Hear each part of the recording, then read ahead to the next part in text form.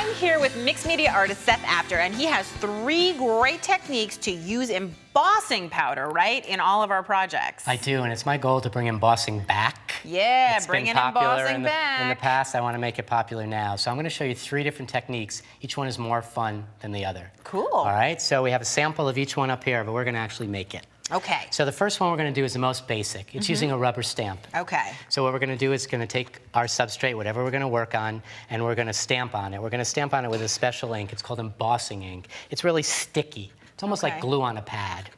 And I'm going to use it, and I'm just going to press it in so that every element of the stamp it's clear. is clear. So even though I know you're putting it on, I don't see anything. Yeah, what a pretty color, right? It gets even more complicated because then when I put it on the paper, you're initially going to look at it and you're not going to see anything either. However, a little bit of a color change, maybe. Yes, it catches the light. So what you're going to do is go to any of your embossing powder, and what you're going to do is you're going to sprinkle it on, and you're going to have it stick.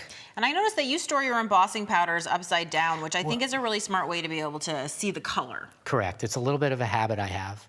And one of the things that I forgot to do, and so I'll never forget again, is whenever I add embossing powder to what I'm working on, I put a little piece of paper underneath it.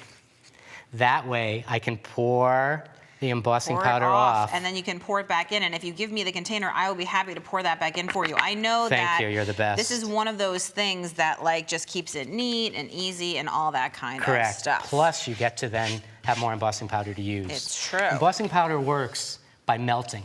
And so you're going to need some heat source, and I use a heat gun. And I'm going to hold it above, and I'm going to move it around slowly so that the embossing powder begins to heat up. This is one of those situations where you're waiting, and you're waiting, and you're waiting, and you're beginning to think this technique might not work. And just around the time when it feels like it's not going to work, it's magic. The powder starts to turn shiny, and that's how you know, there it is, there boom, it goes. that it's working. It starts to look like liquid silver just it's spreading like, all correct, over the it's place. Like liquid metal. And if we take a peek at the finished sample, you can see how shiny that is. And we're going to move on, I think, to the next idea that you have. So let me move that out of the way.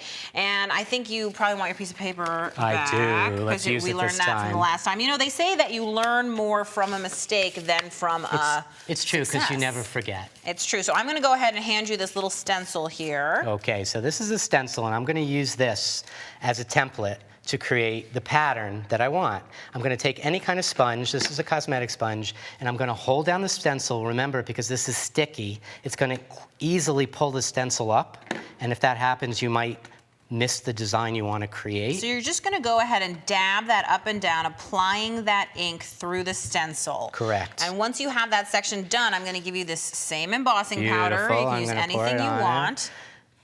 And then the process is pretty much going to be the same, right? You're going to process is going to be dump identical. It off, You're going to dump it off. And if we look at the finished one again, we can see now you have a mixture of blue and silver. Is that because you mixed 2 kinds of embossing powder? Well, you can certainly do that. That's absolutely something you can do. But in this case, it was an embossing powder that had 2 different flavors in it. And I like that. It's kind of double. Oh, that's really double cool. for a single. You want to do some pouring? Yes, you promised this was going to get even more fun, which I can't imagine it could be any more fun. All right, well, I promise you, this is going to be the ooh and the ah moment. Yeah. All right, because this is something that I haven't seen many people do. I'm going to use gel medium. We all have gel medium. This is a new, neat way to do it. Start at the top of your sheet and just pour out little drops.